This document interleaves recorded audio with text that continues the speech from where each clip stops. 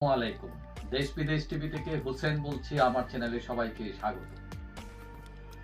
এতদিন ইউনূস সাহেব শুধু ভারতের চাপের মধ্যেই ছিলেন, কিন্তু এখন ক্রমান্বয়ে চাপ বাড়তেছে। বিশেষ করে গতকাল সোমবার আমরা দেখলাম যুক্তরাষ্ট্রের গোয়েন্দা প্রধান তুলসী গ্যাবার্ড বাংলাদেশ পরিস্থিতি নিয়ে উদ্বেগ প্রকাশ করেছেন। এখন কেন তার এই উদ্বেগ? সম্প্রতি ইসলামপন্থীরা বাংলাদেশের মোটামুটি মাঠ দখল করেছে। তারা নিষিদ্ধ ঘোষিত হিজবুত তাহরির পর্যন্ত মিছিল করছে এখন, যেটা হয়তো আওয়ামী লীগ আমলে তারা সাহসী পায় নাই। এখন ভারত আশঙ্কা করছে যে বাংলাদেশের সাথে পাকিস্তানের নতুন সম্পর্ক তৈরি হয়েছে এবং জেনারেল লেভেল সেনাবাহিনীর পর্যন্ত মিটিং হয়েছে, আসা যাওয়া হচ্ছে, এবং তারা ধারণা করছে যে পাকিস্তান বাংলাদেশের মাটি ব্যবহার করে জঙ্গিবাদকে বিস্তৃত করতে পারে ভারতের ভূখণ্ডে। এবং মোদি ট্রাম্প যে বৈঠক হয়েছিল, সেখানে ভারতের প্রধানমন্ত্রী মোদি তিনি বাংলাদেশ নিয়ে উদ্বেগের কথা জানিয়েছিলেন, সংখ্যালঘু নির্যাতন নিয়ে ডোনাল্ড ট্রাম্পকে।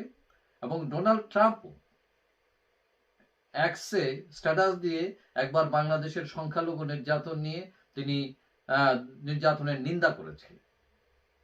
এখন এই যে যুক্তরাষ্ট্রের গোয়েন্দা প্রধান তুলসী গ্যাবার্ড তিনি গতকাল বলছেন ভারতে এসে যে ট্রাম্প প্রশাসন সারা বিশ্বে ইসলামপন্থী সন্ত্রাসবাদের উপর নজর দিচ্ছে এবং একে পরাজিত করতে প্রতিশ্রুতিবদ্ধ। হিন্দু, বৌদ্ধ, খ্রিস্টান ও অন্যান্য ধর্মীয় সংখ্যালঘুদের উপর নির্যাতন, হত্যা যুক্তরাষ্ট্র সরকারের উদ্বেগের কারণ। এখন বাংলাদেশ সরকারের সাথে ট্রাম্প প্রশাসনের সাথে আলোচনা শুরু হয়েছে বলেও তিনি উল্লেখ করেন। এখন কি নিয়ে আলোচনা হচ্ছে, এটা হচ্ছে কনসার্ন। তো এখন অনেকেই ধারণা করছেন এই যে যেটা তুলসী বলছেন যে সংখ্যালঘুদের উপর নির্যাতন, ইসলামপন্থীদের বা উগ্রবাদের যে উত্থান, এগুলো নিয়ে হয়তো আলোচনা হচ্ছে।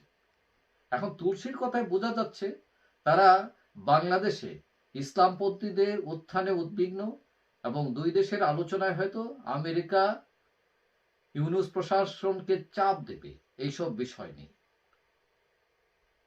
এখন ইউনূস সরকার সংখ্যালঘুদের নির্যাতন করা হচ্ছে না, এবং তারা বলছে সংখ্যালঘুদের বাড়িতে যে শেখ হাসিনা সরকারের পতনের পর যে আক্রমণ হয়েছে এগুলো হচ্ছে রাজনৈতিক হামলা।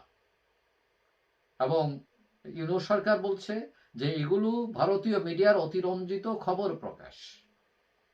তবে তুলসী বলছেন যে ট্রাম্প প্রশাসন ইসলামী সন্ত্রাসবাদকে দমন করতে চায়, কিন্তু আমরা দেখলাম যে এই ট্রাম্প প্রশাসনই যারা হামাসকে সন্ত্রাসী সংগঠন হিসেবে বিবেচিত করে তাদের সাথে আবার গোপনে তারা বৈঠক করছে।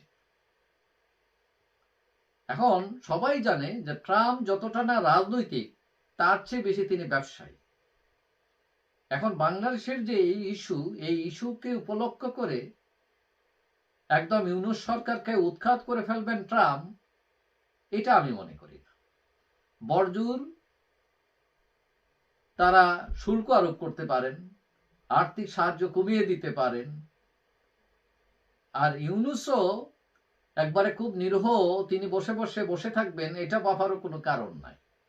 ইলন মাস্কের সাথে তার যোগাযোগ বেড়েছে এবং তাকে ব্যবহার করে তিনি এই ধারাকে উল্টো দিকে নেওয়ার চেষ্টা করতে পারেন। তবে তার উপর একদম বিপদ আসবে না ইউনূসের উপর, মানে এইটাও বলা যায় না। এবং আওয়ামী লীগও কিন্তু বসে নেই, তারা ইতোমধ্যে লবিস্ট ফার্ম নিয়োগ করেছে, ভারতকে দিয়ে তার স্বার্থ উদ্ধারের চেষ্টা করছে। বিশেষ করে ইউনূস সরকার অবৈধ এবং শেখ হাসিনা সরকারই বৈধ ছিল, এইটা প্রমাণের জন্য তারা বিভিন্ন যুক্তি তর্ক উপস্থাপন করবে আমেরিকার কাছে, এটা নিশ্চিত। তবে শেখ হাসিনাকে কিভাবে ফিরিয়ে আনা যায় সেই সব চেষ্টাই করবে আওয়ামী লীগ, কিন্তু তার ফলাফলের মধ্যে অনিশ্চয়তা রয়েছে। তবে চেষ্টার কোনো ঘাটতি নেই এবং তার চেষ্টা নিশ্চিত, এটা বলা যায়। তবে ফলাফল এখনো অনিশ্চিত। যাই হোক, সবাই ভালো থাকবেন। আশা করি দেখা হবে অন্য কোনো ভিডিওতে ইনশাআল্লাহ। আল্লাহ হাফেজ।